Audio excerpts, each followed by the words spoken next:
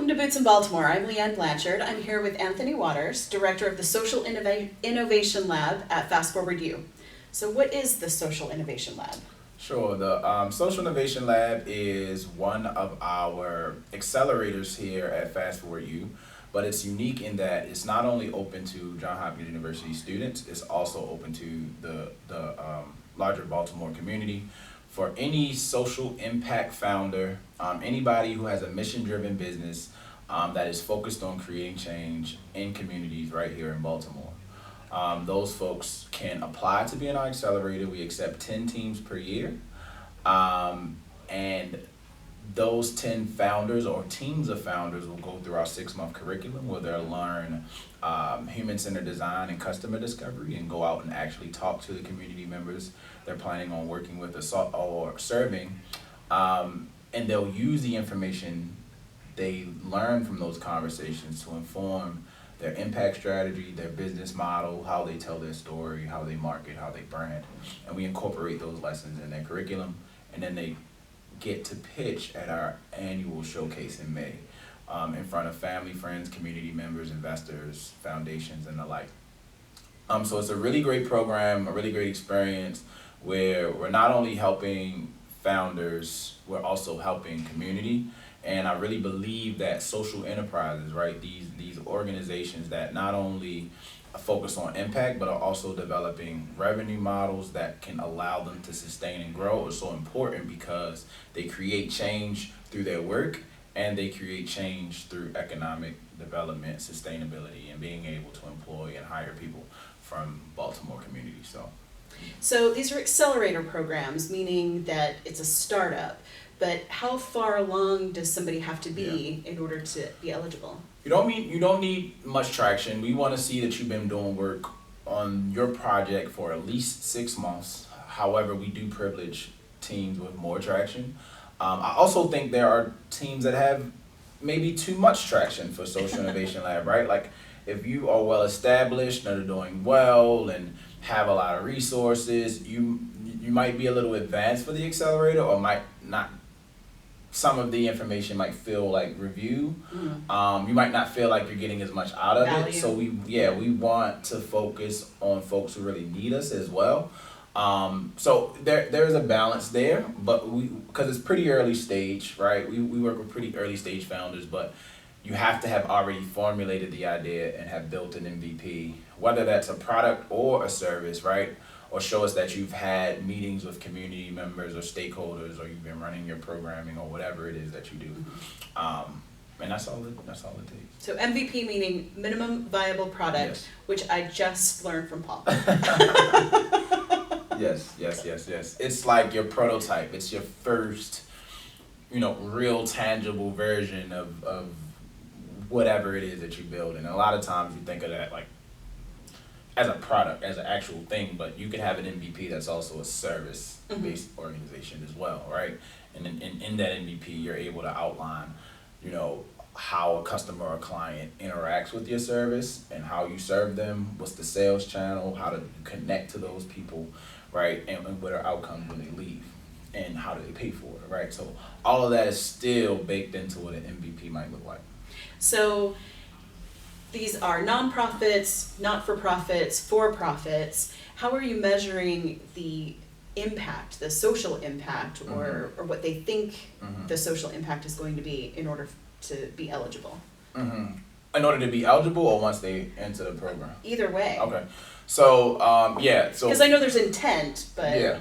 So first, it is incorporation agnostic. You can be for-profit, non-profit, tech. We don't care as long as you are impacting communities.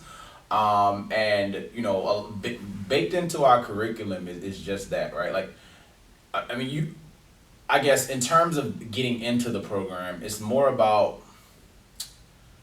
your overall mission and what you're trying to accomplish that differentiates, a regular business from a social enterprise. So you don't necessarily have to, I think it's good if your application shows or can track, right, the impact that you've had, but some of our founders might not be there yet. But based on the work that you're doing, the mission of your organization and the goals you're trying to accomplish, we can delineate who's impact driven and who's not. Once they're into the program, we really do focus on, right, what's the impact? First of all, what's the problem you're trying to solve? Let's revisit that. That's why customer discovery is so important. We want you to go out and talk to folks. A lot of times people build solutions based on their lived experience. Oh, I've had a problem with vision, or with diabetes, or with money, or I wasn't able to get a job because of this circumstance. I want to do something about that for everyone else.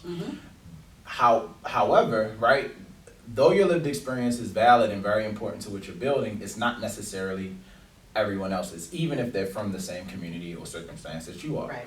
And so really digging in and understand how they identify with the problem, what the root cause of the problem is, and then putting that next to the data, right, that shows us the scale of the problem, because that shows us our market fit, like how big is this problem, Right. and how many people How is many it impacting, how many potential people are we trying to serve here. I think that's the start, right? And then once we identify and we build on that, now what is our solution and how does it directly? How does it solve the problem, and Yes. can we measure, does it solve the problem? Yes. And even if it doesn't solve the problem, can we measure impact? Can we measure impact? And so from there, right, we do, first we start with logic models, right? The activities, we have a solution, we're gonna do these activities with these resources and get these results, which lead to these outcomes. And so it's really like step by step, putting together a workflow of how we get from where we're starting to the impact we're trying to have. And then, you know, what are metrics we can use to,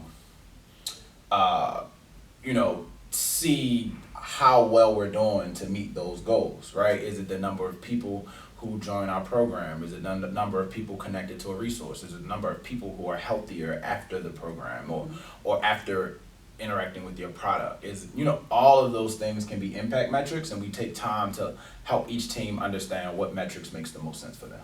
That's so cool. So what is the biggest challenge for startups?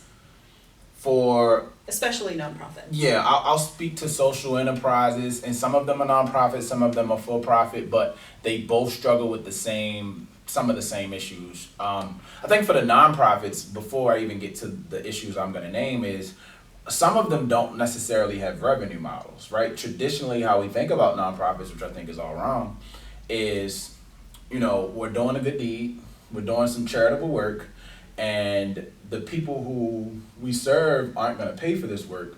We're going to depend on grants and donations, right?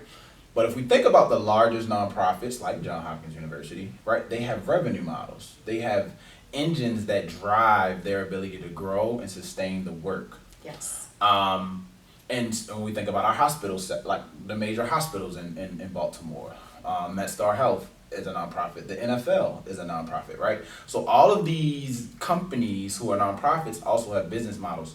And so it's important for our folks that are doing community grassroots work to understand that if you can develop some type of revenue model, you can enhance your ability to create impact.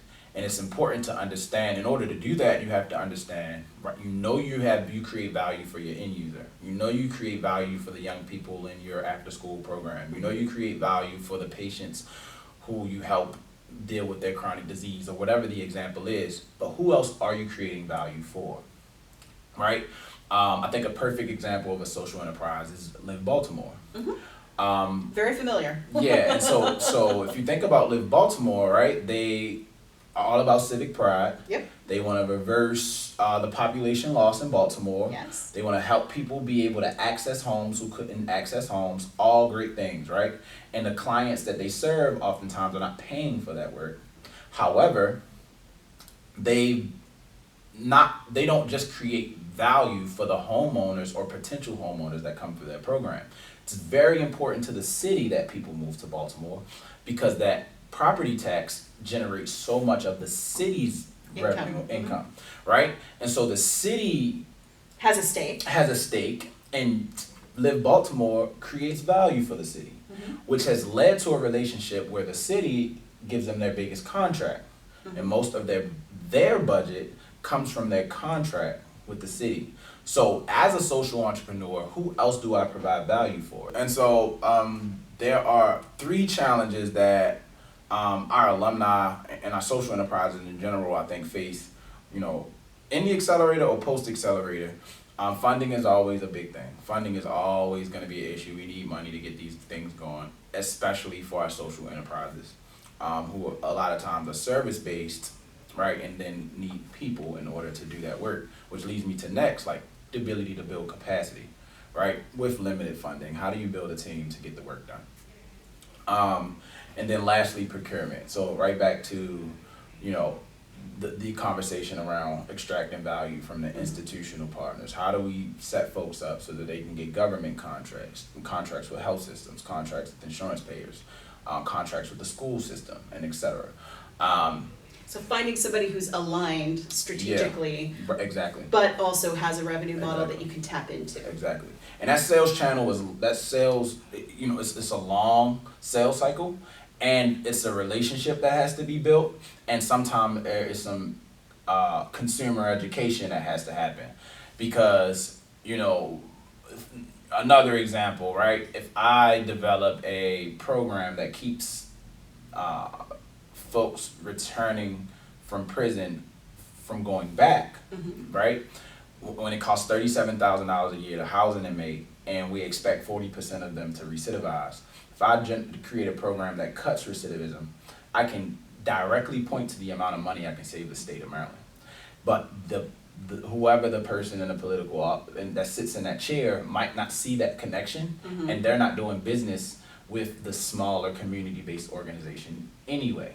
But if I'm keeping 200 folks from going back to prison, I directly impact. So how can I then build a relationship with the state? Right, because I think it's particularly challenging when you're not bringing in money, you're saving money. Right. Because people are used to spending to solve a problem. They're not used to reallocating and having the faith, especially if you don't have a track record, because it's a startup. Exactly. Right. And so that's the other thing. You need, you know, sometimes you need the institutional partner to come alongside you and pilot and share resources and believe in the vision and understand what it could do for everybody long term. And so that is a space that I've seen progress, but I think we have a lot more work to do.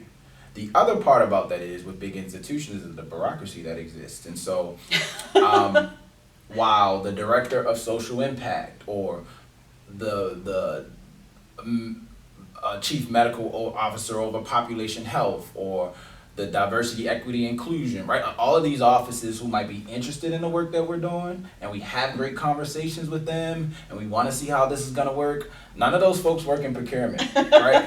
The folks doing the contracts in the offices who show up to their 9 to 5 every day and they're ready to go home at 5 o'clock, and it's just work for them, right? They're not a part of the larger conversation around impacting communities, and so you still there's a barrier there, right? The institutional change and inertia to get it through. Yes, and all of the different folks that need to be at the table for that to happen. So there are some barriers and challenges, and again, we're seeing some things move, and some of the teams we've have had success getting contracts with county governments or the school system, sometimes just one-off charter schools, things like that, or even with health systems, but it's still an uphill battle. It's a slog. Yep. But so worth pursuing. Yeah, absolutely. So do you have specific success stories that you'd like to share? Oh, absolutely. Just from our last cohort. Well, I think alumni last year might have, in the past fiscal year. Oh man, I wish I had the numbers with me. But I think close to $12 million raised.